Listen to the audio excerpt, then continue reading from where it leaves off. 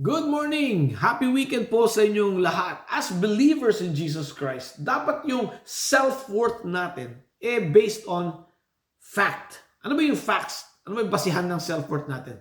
That God loves us and we are God's children. Diyan galing yung kumpiyansa natin. Yan yung identity natin. So today we're going to explore these two facts and then we'll add a bonus. What is our future? Yan ang pag-aaralan natin. Ang basihan natin is 1 John chapter 3 verses 1 to 3. Ang title ng message na ito, We Will Be Like Christ. Amen. Bago natin basahin yung text natin, manalangin muna tayo. Heavenly Father, maraming salamat sa binigay niyong pagkakataon na pag-aralan ng inyong salita. May your word transform us. May your word enlighten, encourage, and empower us, Lord. In Jesus' name we pray. Amen.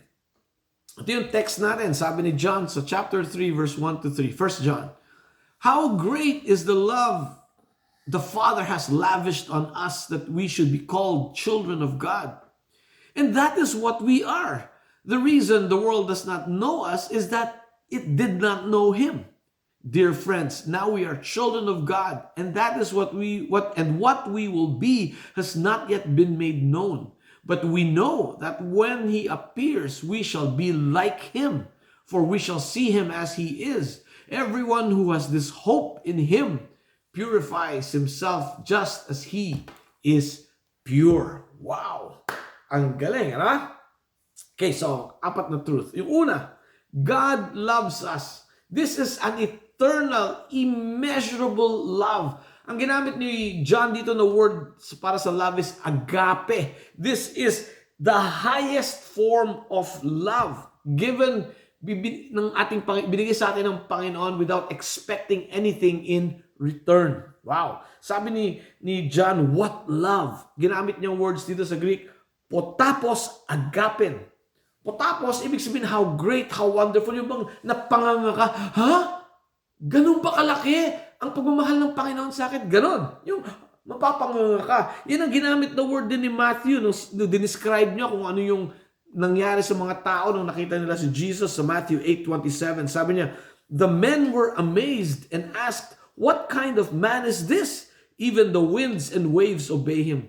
Napanganga ang mga tao. Yung pagmamahal ng Panginoon sa atin, napapanganga tayo kung gaano tayo kamahal ng Diyos. So yun ang first fact, God loves us. Number 2, we are God's children. Alam niyo sa John chapter 1 verse 12, yun, hindi yung first letter, yung John the Gospel.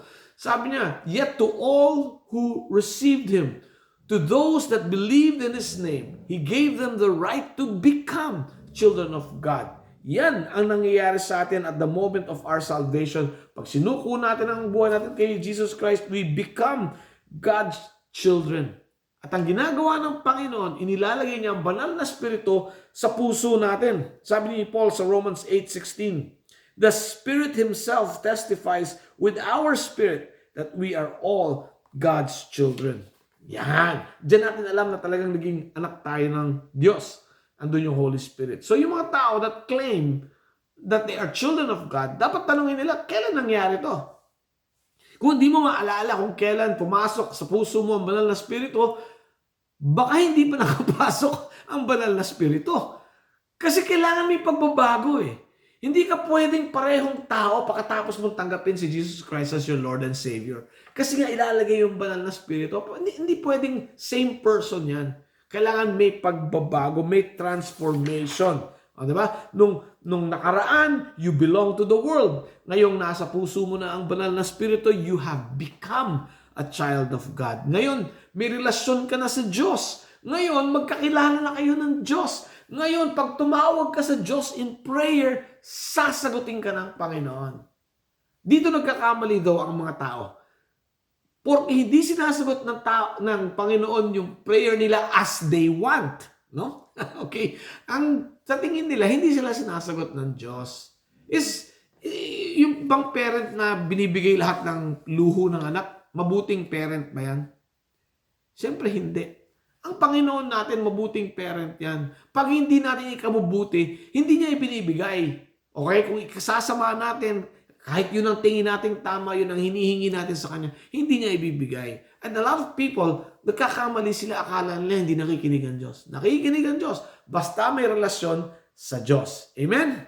At we have to trust God kung ano man yung bigay niya sa atin. Meron pang isang concept dito. Okay?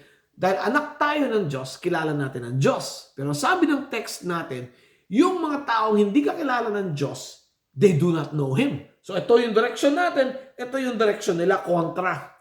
Kaya ang buhay natin dito sa mundo, mahigpit, okay? Malupit, and expected kasi nga we don't belong to this world. Amen? Pero anak tayo ng Diyos. Third truth, we shall be like Him. Okay, nung nakaraan, we belong to the world. Dahil sinuko natin yung buhay natin kay Jesus Christ, we have become God's children. Yung present condition natin, children of God.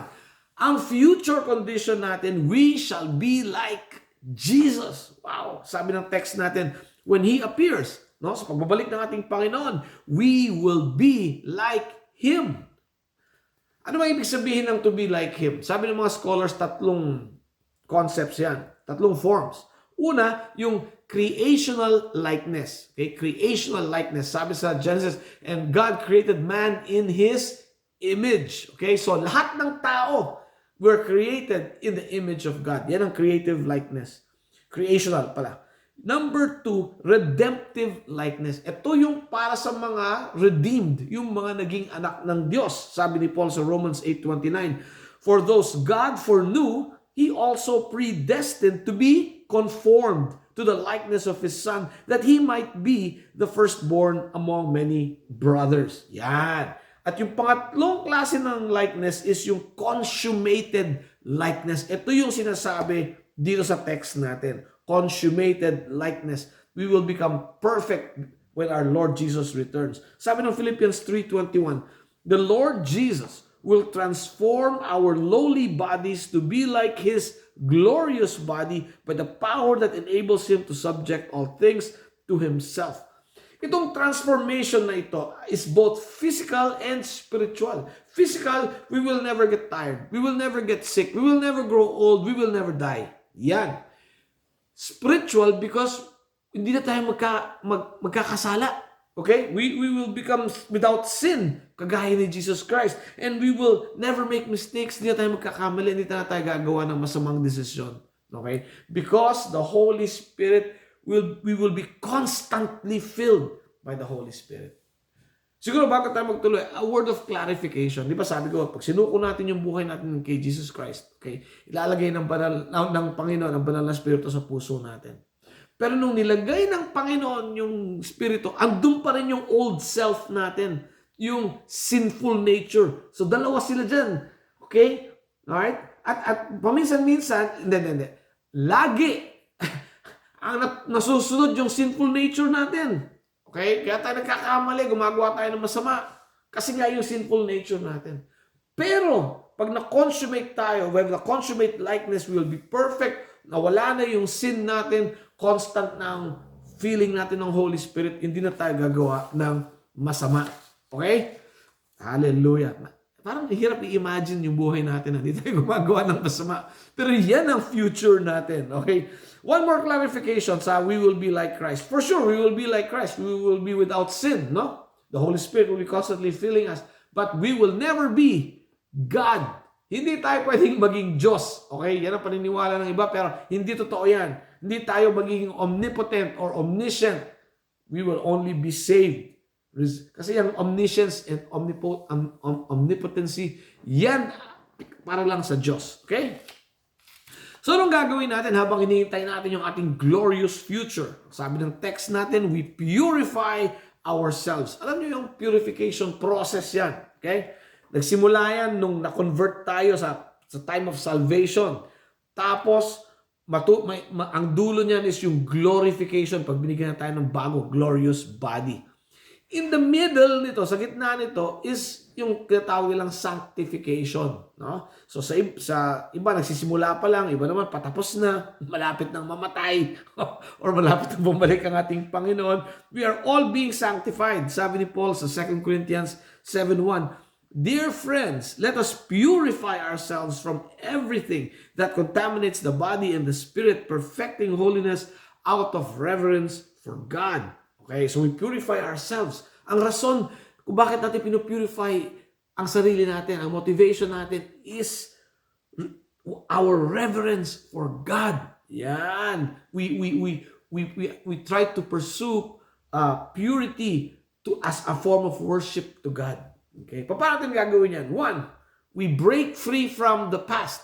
Dapat, kasi nga, sa past natin, wala tayong ginawang mabuti para sa Panginoon. So, dapat iwanan natin yung nakaraan. We need to confess our sins. We need to repent. Okay? And not look back.